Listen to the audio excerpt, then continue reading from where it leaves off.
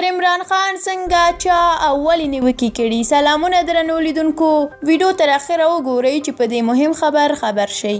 پر عمران خان اپوزیشن او سوشل میډیا کې نیوکې کیږي چې اسامه بن لادن یې شهید بللی.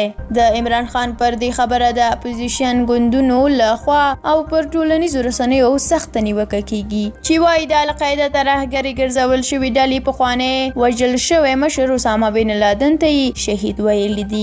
دا د پاکستان لومړی وزیر اعظم دی چې د ترهګرۍ په ضد جګړه کې وژل شوی اسامه بن لادن ته یې شهید ویلي دي.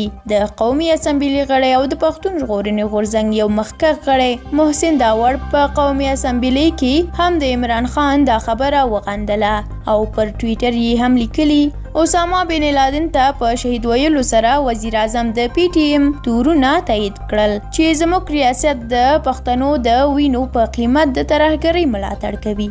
د پاکستان وزیر اعظم عمران خان نن په قومي اسمبلی کې د خپلو خبرو پر مهال د ترهګرۍ په ضد جګړه کې له امریکې سره د پاکستان د تیرو حکومتونو تګلاره وغندله او وی ویل چې ډرون بریدونه د هغوی په خوښه کېدل.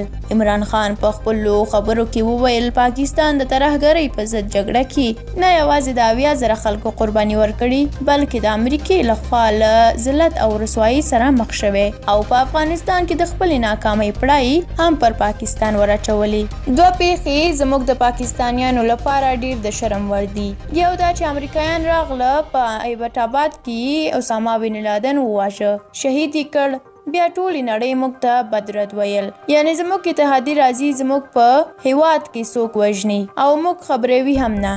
د پاکستان او افغانستان د چارو امریکایي څیړونکي مایکل کونګلمین هم پر ټویټر لیکلي چې د عمران خان له خوا اسامه بن لادن ته په شهید ویلو سره د پاکستان دا بیانیه تر پوښتنې لاندې راځي چې وایي نور د ترهګرۍ ملاتړ نه کوي. عمران خان زیاته کړه چې امریکې په پاکستان کې ډرون بریدونه کول، خو وایي چې د پاکستان حکومت یې یوازې غندنې کولې. وایي امریکایي سینټر کارلیون د سینټ د بهرنیو اړیکو د کمیټې په اورېدنه کې له ایډمیرل ملن پوښتنه وکړه چې د پاکستان حکومت یې غندنه کوي، نو تاسو ولې ډرون بریدونه کوئ؟ ایډمیرل ملن ورته وایي چې موږ د پاکستان د حکومت په اجازه ډرون بریدونه کوو. هغه سینټر کارلیون ورته وایي چې دا د پاکستان حکومت ولې خپلو خلکو ته دروغ وایي او حقیقت ورته نه وایي.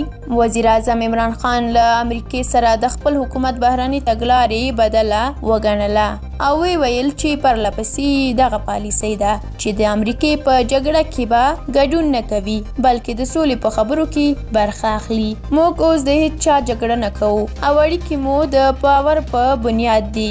اوس هیڅوک په امریکا کې زموږ سپکاوی نه کوي بلکې کله چې مې هم له ډونالډ ټرمپ سره لیدلي درناوی یې راکړی او غوښتنه راڅخه کوي چې په افغانستان کې د امن په راوستلو کې زموږ سره مرسته وکړئ. وزیر اعظم عمران خان په افغانستان کې د سولې د بهیر په پرمختګ کې د پاکستان لوی کردار وباله او هیله یې څرګنده کړه چې که ژر امن راشي دا به د افغانستان او پاکستان دواړو لپاره هم ځکه په ګټه وي چې وایي منځنۍ اسیا ته به یې د تجارت لپاره لارې پرانیستل شي. درنو لیدونکو ډیره مننه چې دا ویډیو م تر اخره ولیدله. که دا ویډیو مو خوښه شوې وي لایک یې کړئ. د همداسې نورو ویډیوګانو د لیدلو لپاره زموږ یوټیوب چینل در سره سبسکرایب کړئ. تر بلې ویډیو الله مو مل شه. ښه وخت ولرئ.